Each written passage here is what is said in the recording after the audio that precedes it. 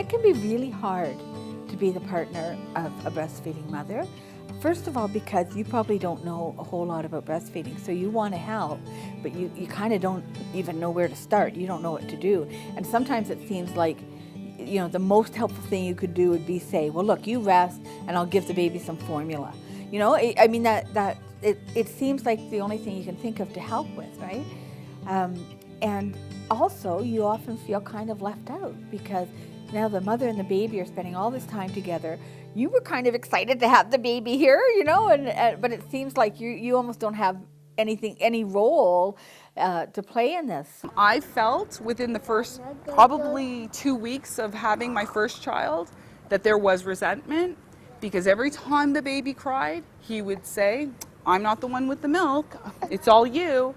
As the other birth parent, I also had tried to get pregnant myself and it didn't work, so then she was sort of on the hook, and so I felt very personally responsible about how everything would go, that it would be a positive experience for her and a positive experience for the baby. And in the first 3 months, when they're not quite old enough to look at you and smile, and there's not a whole lot you can do when you pick them up and they're crying, and really they're just looking for mom. Yeah.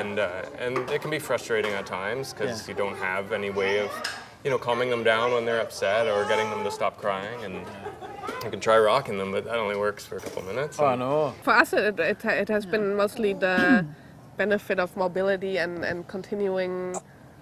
We even went to a dance class together and brought her along, and we can, if she needs something, we can meet her needs right then and there. One of the things I would say is it really helps if you can meet other parents of breastfeeding babies, because they are going to tell you, yeah, this is how it feels and this is how it works out. There is a time when dad or the other mom becomes the important one, but in these initial weeks, the one with the boobs is the only one that counts for the baby,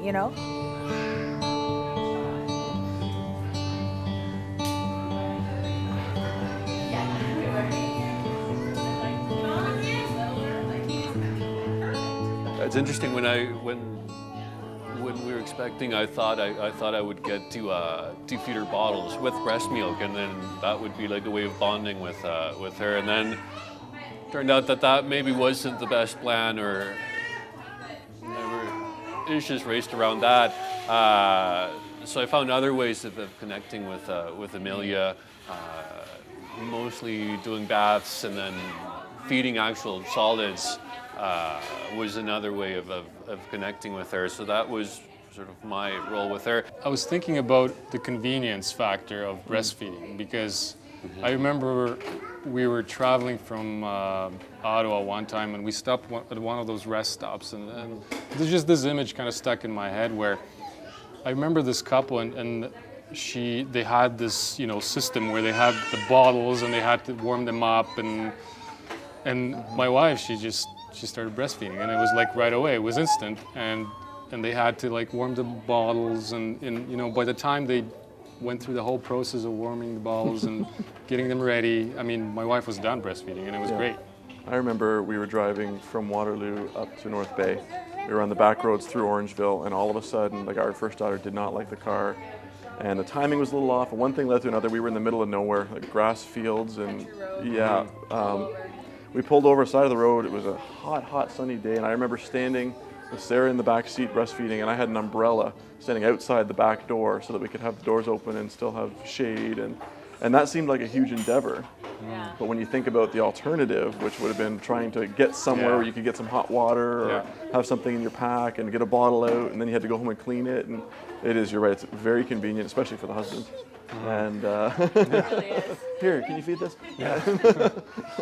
And on top of that, we felt very strongly about trying to keep, the benefits from mom, the antibodies, whatever else came in, right. and even when we did have to supplement for health reasons, trying to keep that breast milk flowing and keeping it for the babies, and we feel like we made the right choice, 100%. Mm-hmm.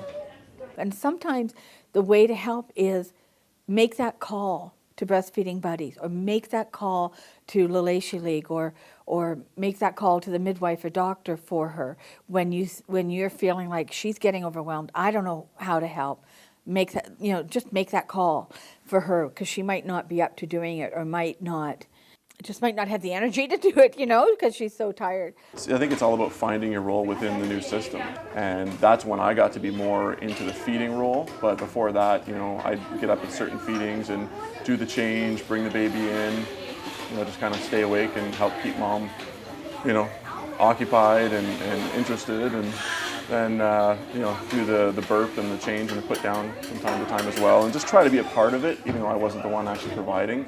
It's difficult to predict, and I don't think, and that's one thing that I say to new parents before, like other dads and friends who are having children for the first time, is you can imagine all you want what you think it's going to be like, but until that baby's there, you have no idea. You have no idea what it's like to stay up all night and still have to do it again the next morning. The partner is the first experience the baby has of love that doesn't come with food.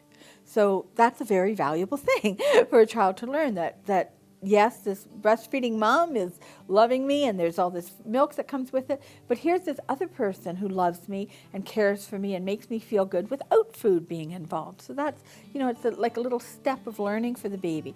We went through museums, zoos, butterfly places, I don't know, everything. And if she's tired, she sleeps, and when she's awake, she's awake. And then you're just so much more flexible. And if she's hungry, she eats. And I mean, it means that I'm nervous to go anywhere on my own with her, but I've done that a few times. And it works out. So it's I've also learned that I can, even if she's hungry, she'll go to sleep in the wrap.